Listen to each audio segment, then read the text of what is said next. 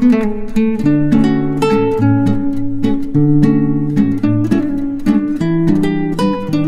Viewers, మీ భుక్తాయసానికి స్వాగతం. ఈరోజు నేను తోడ మెంతికాయ మామిడికాయతో మరొక ఊరగాయ చేసి చూపిస్తున్నాను. దీనికి ముందుగా నేను 2 మామిడికాయలు తీసుకున్నాను. కొంచెం పులుపు తక్కువ ఉన్న కాయలైనా పర్వాలేదు. దీన్ని కాయల్ని చిన్న చిన్న ముక్కలుగా తరుక్కుని ఆ ముక్కల్ని శుభ్రం చేసుకుని పక్కన పెట్టుకోవాలి. నాకు ఒక చిన్న బేసన్తో బేసన్ వచ్చాయి.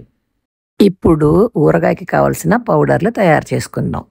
30 గ్రాముల మెంతులు సన్న సెగ మీద మాడకుండా అలానే వేగకుండా కాకుండా చక్కగా ఎర్రగా వేయించేటట్టు సిమ్లో పెట్టి వేయించుకోవాలి. ఇప్పుడు విడిగా ఆవాలు అంతకంటే తక్కువ ఒక 20 గ్రాముల వరకు వేయించుకొని ఆవాలు కూడా సిమ్లో పెట్టి వేయించుకోవాలి. ఆవాలు చిటపట్లాడుతూ ఉంటే పైకి పాపప్ అవుతాయి, అవి వేగినట్టు. ఇలా వేయించుకున్న ఆవాలని మెంతుల్ని విడివిడిగా పౌడర్ల కింద ఆడుకోవాలి.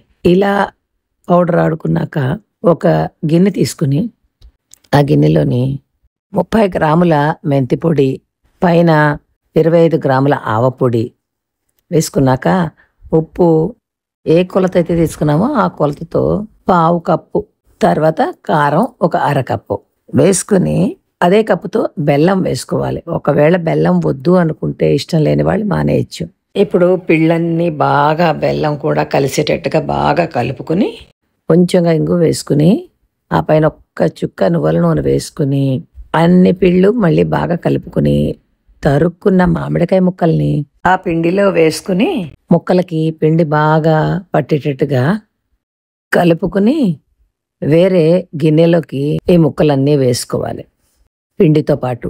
ఇలా వేసుకున్నాక మూత పెట్టి ఒక 3 రాత్రులు వదిలేస్తే 3 రాత్రుల తర్వాత బెల్లం, ఉప్పు, మామిడికాయలో ఉన్న పులుపు వల్ల కొంచెం పాకం వచ్చి ఇలా గ్రేవీగా అవుతుంది. ఇలా వచ్చాక ఒక్కొక్క ముక్కకి ఉన్న పిండిని ఊడ్చేసి ఇలా వేరే ప్లేట్లో పెట్టుకుని ముక్క విడిగా పిండి విడిగా ఎండలో ఎండబెట్టాలి.